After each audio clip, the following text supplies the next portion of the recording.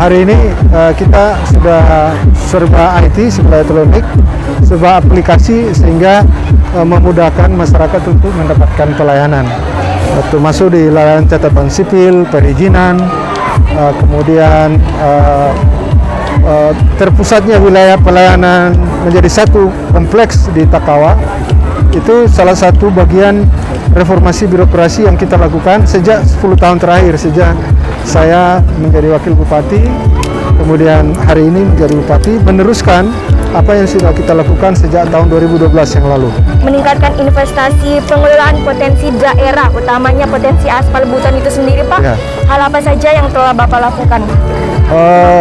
Sama, terutama aspal itu sejak masa pemerintah di periode pertama, bupatinya Pak Umar, Pak Samsumar Abdusamiun, dan saya sebagai wakil bupati, itu kita sudah melakukan kegiatan meyakinkan pemerintah dan stakeholder lainnya bahwa aspal Buton ini harus menjadi primadona bagi pemenuhan kebutuhan aspal nasional. Karena dari berbagai research, aspal Buton itu adalah terbaik untuk pembangunan dan perbaikan jalan. Nah, oleh karena itu upaya melakukan koordinasi dan meyakinkan pemerintah melalui Pak Presiden dan para menteri tentang perlunya optimalisasi penggunaan aspal Buton, dan itu sudah dilakukan. Sejumlah kebijakan baik di Kementerian Negeri, Kementerian PU, juga peraturan dikeluarkan Bapak Presiden itu sudah mengarah tentang pemanfaatan aspal Buton. Ini sudah peluang bisnis yang luar biasa besar.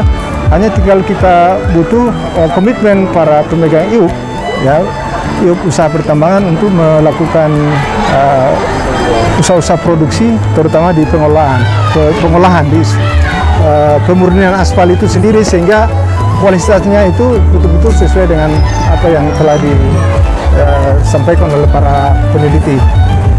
Oh, baik. Satu lagi, Pak, mengenai sumber daya manusia masyarakat Kabupaten Buton. Ya. Apa saja yang telah Bapak lakukan untuk meningkatkan kualitas sumber daya manusia yang ada di utamanya masyarakat Buton itu sendiri, Pak?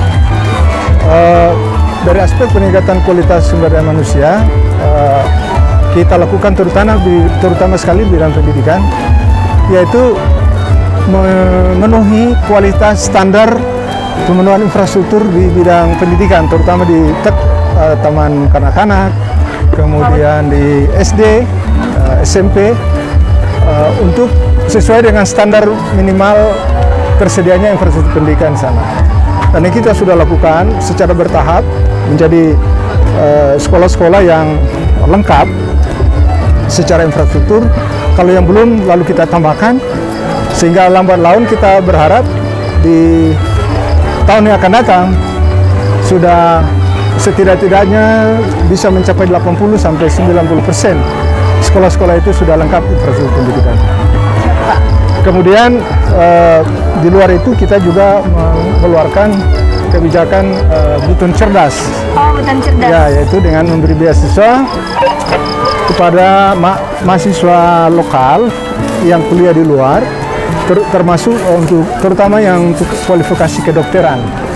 Jadi kita beri beasiswa dengan harapan setelah selesai mereka kembali ke daerah mengabdi ke daerahnya, tidak perlu lagi kembali ke daerah seperti selama ini kan kita tenaga dokter itu dari luar daerah, sehingga pada waktu tertentu mereka bermohon untuk kembali ke daerahnya.